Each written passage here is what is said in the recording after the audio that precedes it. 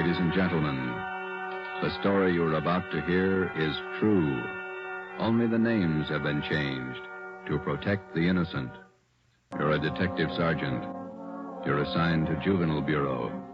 A rash of crimes has broken out in your city.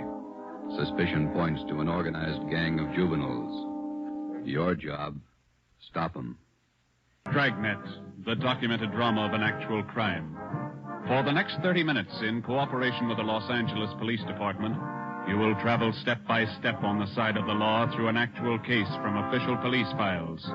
From beginning to end, from crime to punishment, Dragnet is the story of your police force in action.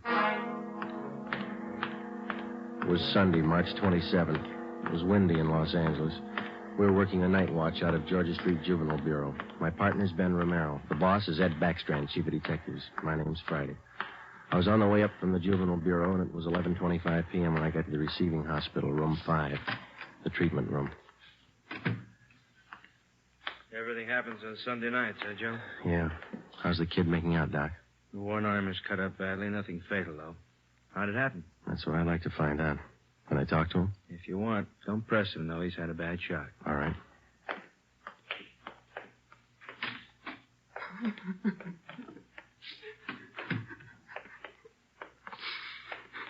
Officer here to talk to you, son. I can't. Tell him I can't talk, please. Just a few routine questions, son. We're going to have to answer them sooner or later. Please. Can't you see what's happened already? I can't tell you anything. Jack Monroe, is that your real name? Yeah. How old are you? I'll be 16 next July. Where do you live? I can't tell you. You know that. Now, let me alone, will you? Let me alone. You've been running around with that gang of kids on Spring Street, haven't you? The big timers, isn't that what they call themselves? I don't know anything about it. Believe me, I can't talk. You tipped us off about the burglary they were going to pull tonight.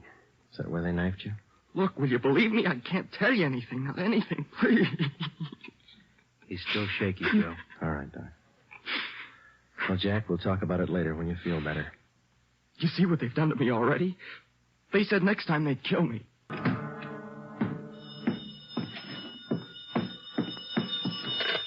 Juvenile Bureau, Friday. Yeah. Yeah, okay, friend. Goodbye. How'd you make out, Joe? Not very good, Ben. Captain Bowling come in yet? You checked in while you were gone. Wants to see us. Okay. The kid tell you who knifed him? No, I scared him good. He wouldn't tell me a thing. You get a line on the boy's parents, Friday? I got a hold of his father. He's on his way in. How's the boy? Bad knife wounds. Nothing fatal. You know the boy? Not till this afternoon, Captain. He tipped us off about a burglary a gang of young kids were supposed to pull tonight. Did it go through? No, but 2 hours ago, this Monroe kid was found in a vacant lot down on Olympic, cut up pretty bad. The gang must have pegged him. How long is it going to take you to break that up? Well, we're just starting to get a line on him, Bob. Must be nearly 100 in that gang. And every one of them working hard. Take a look at the pin map over here. This spot here, look. All the jobs pulled during the last month, huh? The last 5 weeks up to date. Red tabs for burglary, must be more than 100. The robberies, green pens, count them, at least 50. There's 5 more orange ones I added for the weekend, auto thefts. You bet those kids are working hard. We got a lead on them. That's more than we had last week. You have to push it harder. Here's the big reason. This line of pins, down in black. Purse snatchings. Purse snatching and rape, 26 of them in the past 5 weeks. They're pretty well concentrated in one area here. That's right. Now, what's the lead you're working on?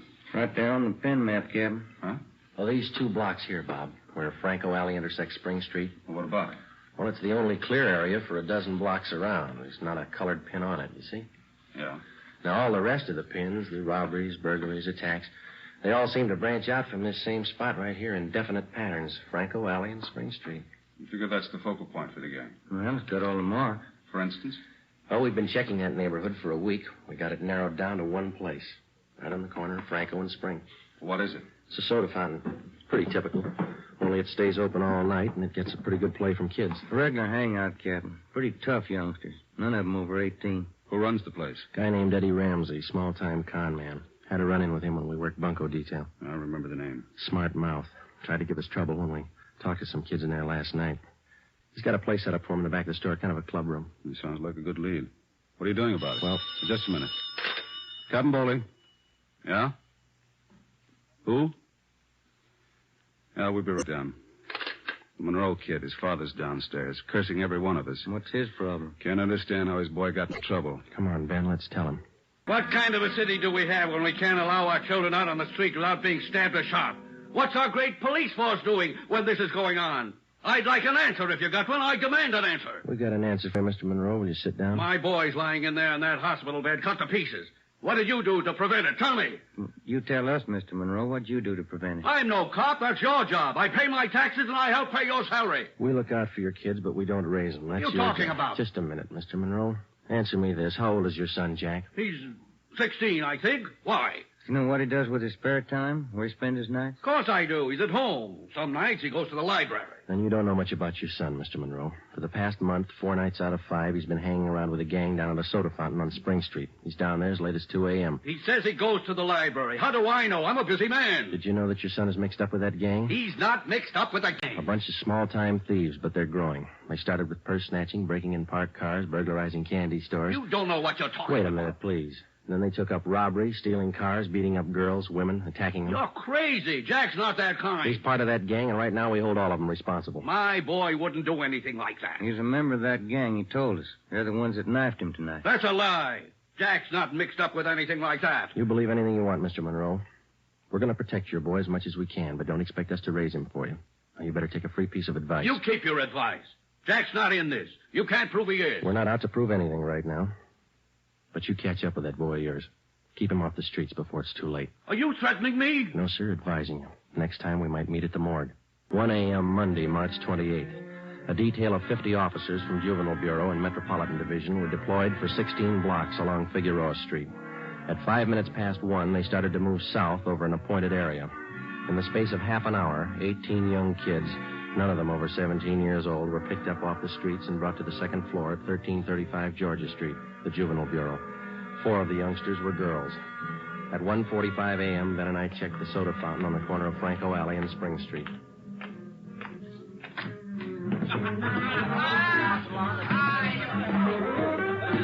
Same bunch, Joe. Business as usual. Yeah, come on. Hey, Teddy, the Bulls. They're back again. Same guys. Go back and tell Eddie. Hey, look, why do you guys have to keep tracking us, huh? You'd think we were crooks or something. You were here the last time we checked in, Teddy. You ever go home? Sure, when I'm tired. I ain't tired. What's the matter? That's your money on the table there? Sure, it's my money. You want to borrow a buck? $28. That's a lot of money for a boy your age. You keep pretty late hours, son. You have to go to school in the morning? Maybe. I can sit here, can't I? It's free country. I'm drinking coffee. You gonna make me on that? You've been drinking more than coffee. Where's your driver's license? Every time the same thing. There. March 10th, 1933, 16 years old. Hey, giving you trouble, Ted? Eddie's on his way out. What's your name? Jones. Clyde Jones. Huh, Ted? Sure. He's got money, too. Rich family. You can save the smart talk, boys. Any of your pals in the back room? What's the trouble now, Sergeant? How many times a week do we get a checkup? Go ahead, Eddie. Read them off. We told you the last time, Ramsey. Clean up your place here or we'll ride your back till you do. I told you the last time, Sergeant, there's nothing wrong with my place. It's almost 2 o'clock in the morning. You got a dozen underage kids hanging around here doing nothing. Some of them have been drinking. Schoolboys. Better to have them in here than hanging around outside in the street. I keep an eye on them. You're not the guardian, Ramsey. This time of night, they've got no business in here or on the street alone. That's your opinion, huh? That's the law, Ramsey. Now, either you shut down that back room and keep these kids out of here late at night, or we'll go after your license. You don't scare me, Sergeant. You can't prove a thing. A couple of these kids have juvenile records. They're on probation. We can tag you for contributing. You still don't scare me. Now, why don't you leave the kids alone? That's right, Eddie. Read them off. Ben, get Benson and Bell. Roger. If you won't clean up your place, Ramsey, we'll do it for you. Yeah? What are you going to do? We're pulling these boys in, all of them. 2:25 a.m. Monday, March 28th. The Dragnet operation had netted 30 juveniles, 26 boys, 4 girls. 24 of the children were between the ages of 16 and 17. They were lodged in the assembly room at the Georgia Street Juvenile Bureau. The other half dozen were 13 and 15-year-olds. They were taken to the juvenile hall at 1369 Henry Street. At 2:43 a.m., we met with Captain Bowling. They're all checked in, 30 of them. All right, in the morning we filed petitions to have every one of these cases brought to the attention of the juvenile court. Make a note of it. Okay, Bob. For the kids with records, ask for detention from the probation department. Right. We'll call their parents in the morning. Call them now. They've got some explaining to do. By 6 a.m., all but 3 of the children's parents had shown up. To most of them, it was nothing new. Their kids had been there before. They'd be there again. They took the lecture from the juvenile officers calmly. As long as it didn't mean trouble for them, they wouldn't worry. When they got their children home, they would reprimand them, not for running the streets, but for being picked up by the police. Ben and I had seen the cycle of the young criminals start before, 100 times over. It had a lot of different endings, most of them sour. During the next week that followed, we booked an average of a dozen juvenile delinquents every night. The clampdown continued, so did the crime wave. 10 burglaries, 4 robberies, 8 car thefts, 6 person etchings, 3 assaults on women. 1 week's work. Picked up a new angle on Ramsey today, Captain. He might be fencing for the game. Who gave you the tip-off? One of our informants. Ramsey's brother lives out in the valley. He's supposed to be pushing this stuff. You check him out? Yeah, I couldn't get a thing on him. Well, it might explain what attracts the kids to that soda fountain. It explains those $20 bills the kids are flashing. They steal and rob, and then they sell the loot to Ramsey for nothing. Another thing. Ramsey keeps his place open all night, and there's no reason to. He doesn't get that much trade. It's only from the young gang that hangs around there. You question the kids. How do they account for having all that money? Well, most of them say Ramsey lends it to them.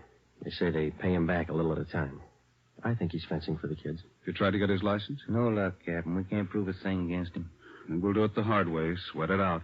That night, we drove out to Ramsey's soda fountain and asked him again to clean up his place, to keep the young kids out after 10 o'clock at night, to stop lending them money.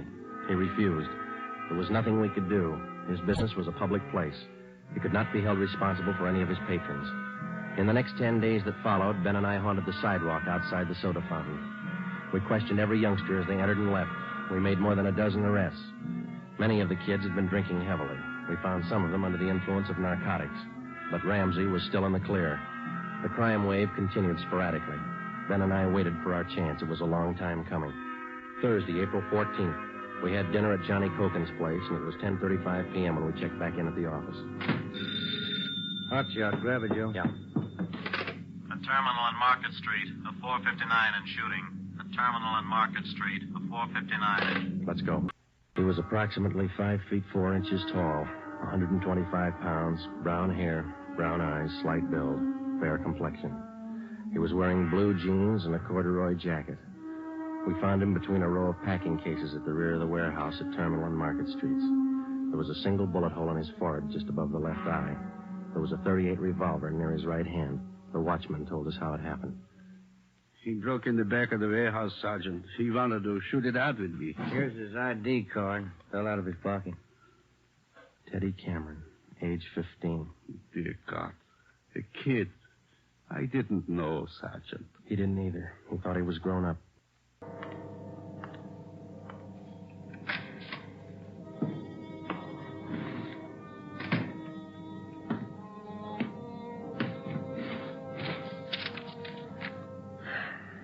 Los Angeles Police Department, Form 311, dead body report. Type, gunshot. DR number, 437695. Victim, Theodore Cameron. Residence address, 960 Charter Street. Date and time of death, Thursday, April 14th, 10:35 p.m. Place, Terminal and Market Streets, South State Warehouse. Cause of death, gunshot. Motive or reason, attempted burglary. Time discovered, 10:40 p.m. Removed to County Morgue. Discovered by Carl Hyben, night watchman. Identified by Barbara Cameron, sister. Description of victim, male, Caucasian, age 15. Height, weight, so-and-so. Occupation, student, descent, English, and there's a witness. Signed Joe Friday, serial number 2288. Age 15. Ready, Joe? Hmm? The Cameron boy's sister. She's waiting in the next room. Yeah, let's go. She taking it hard? Yeah. Morning, Miss Cameron. Good morning. We won't keep you long. Just a few routine questions. Yes, all right. Miss Cameron, how many are there in your family? There were 3 of us. Teddy, Mike, and me. Mother and Father are dead. I work. Teddy and Mike go to school. I mean, Mike does. How old is your brother, Mike, Miss Cameron? He's 14. You're the sole support of your two brothers. Yes. Do you have any idea who the boys were your brother Ted used to run around with? I don't know them by name. I remember seeing a couple of them once or twice. Mike would know, I think. He and Ted were pretty close, brothers. Do you know if Ted mixed with a gang of kids down on Spring Street? Maybe Mike would know that. Sergeant Teddy wasn't a bad boy. He wasn't a bum. None of us are. I tried to raise the boys like Ma told me. It wasn't easy. We made out. Yes, I understand, Miss Cameron. Our salary didn't have too much, but we got by. Yeah. I figured on getting married. I'm 31. It'd be good for the boys, especially Teddy. He's dead, isn't he? Yeah. I couldn't be in two places at once. Hold a job and watch the kids. That's why I thought maybe a husband. I'm sorry to press, Miss Cameron. Do you think your brother Mike can tell us about that Spring Street gang? How Mike could know. Where can we find him? Staying at a friend's house. I got the address in my bag.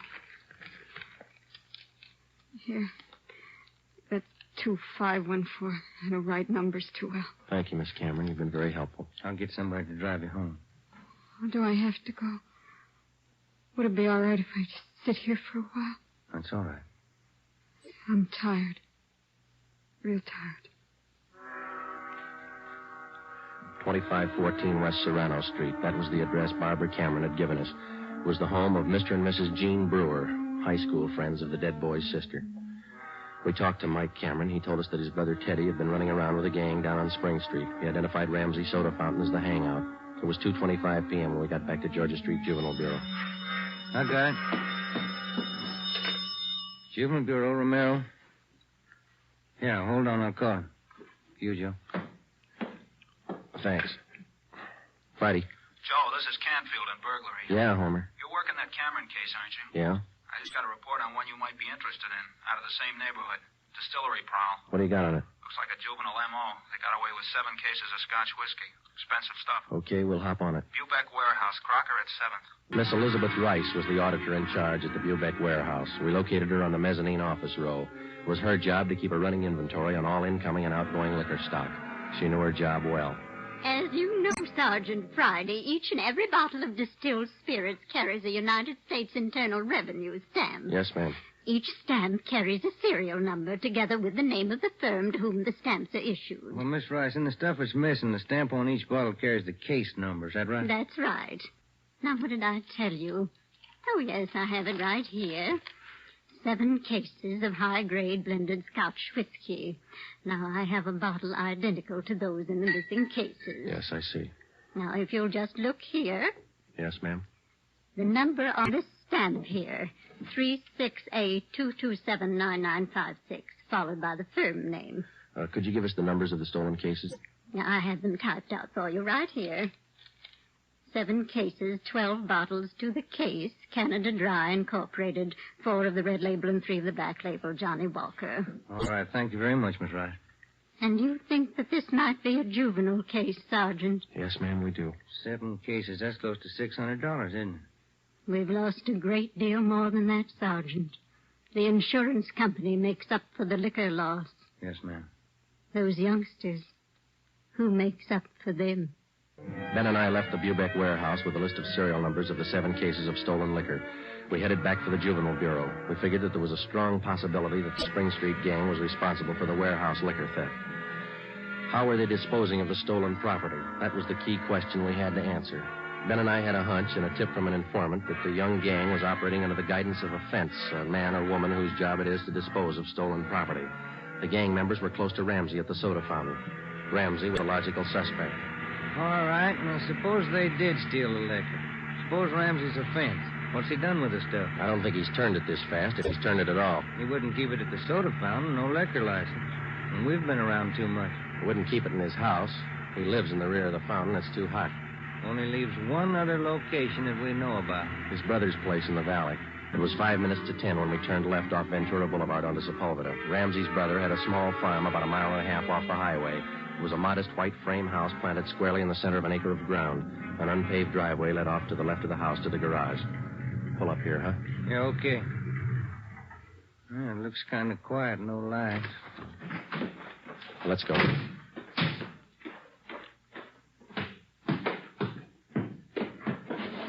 Mud sticks to everything. Now, where's the doorbell? Oh, here it is. You got your flashlight? Yeah, what? Here's a note somebody left. Oh, it's on the bum again. Here, I'll strike a match. Okay. Can you hold it a little closer? Can you read it? Yeah.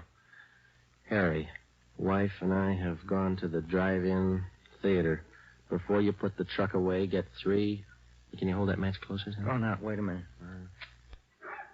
Yeah. Get 3 cases out of the garage and take them into town. Ed is waiting.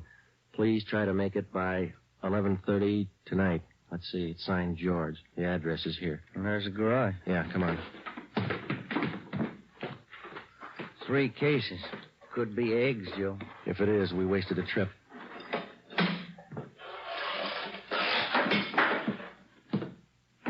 Oh, I'm out of matches, Joe. All right, here, use mine.